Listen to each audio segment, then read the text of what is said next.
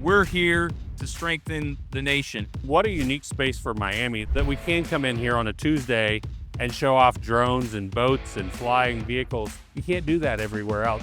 Port Miami, we are the gateway of the Americas. We contribute about $61 billion to our local, regional, and state community, and 340,000 direct, indirect, and induced jobs. Our mission is to connect the dots between the public and the private sectors. In order to solve a problem, you have to actually have technology that works, and the only way to show that it works is to actually test it in a live and real environment.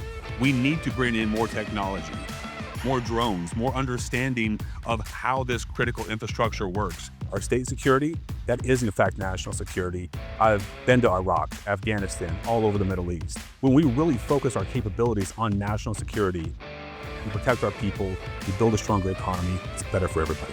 Maritime threats are abundant. Illegal fishing, drug trafficking, human smuggling. We're using automated AI-enabled technology to help address these threats. What we can do is take the vehicle's sensor data. All of that unique movement allows us to pinpoint and kind of fingerprint exactly where you are on the Earth.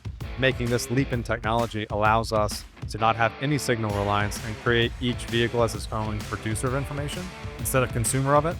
We manufacture an electric vertical takeoff and landing aircraft. It's a flying Swiss Army knife. We can train up several people in a short period of time to be able to jump in the aircraft and save some lives.